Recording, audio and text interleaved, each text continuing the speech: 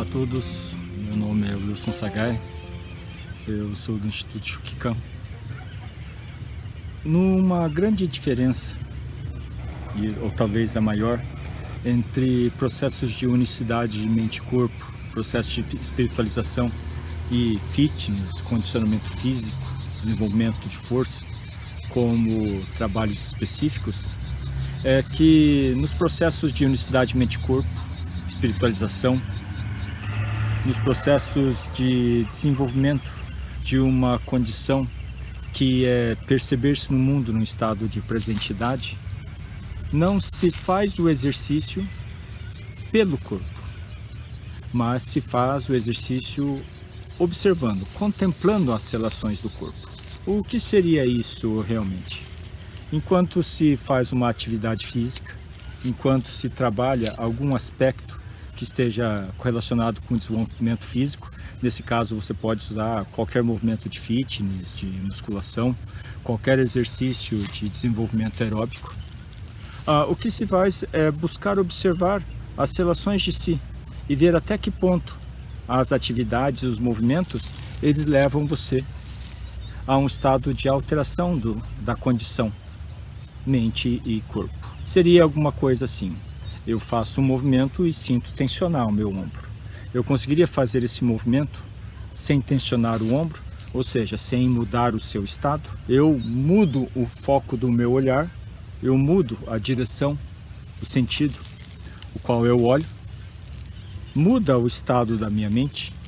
Eu percebo que a minha mente ela se agita, ela se acalma, ela se move na direção de algum pensamento específico, uma proposição. Até que ponto eu consigo mudar a direção, o foco, aquilo que está no meu campo de visão, e eu não entro numa condição de criar juízos, pensar a imagem. Um certo estado de tranquilidade da mente está associado em olhar as coisas e apenas ver as coisas, não pensar as coisas. Nesse tipo de condição, no começo, no século XIX, final do século XIX, no século XX, dizia-se que os processos meditativos do Extremo Oriente eram processos de irracionalidade, onde se tentava escapar da racionalidade, o que está longe de ser verdade. Hoje em dia, quando, por exemplo, Kahneman coloca que nós temos duas condições, uma é um eu que é laboroso, um eu que trabalha, um eu que onera, um eu que faz esforço, fazer contas.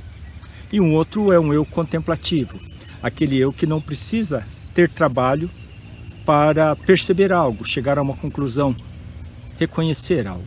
O contemplativo, ele é um contemplativo que pode ser construído. De tanto eu fazer a conta 2 mais 2, eu não preciso pensar, não preciso fazer grandes esforços para chegar a 4.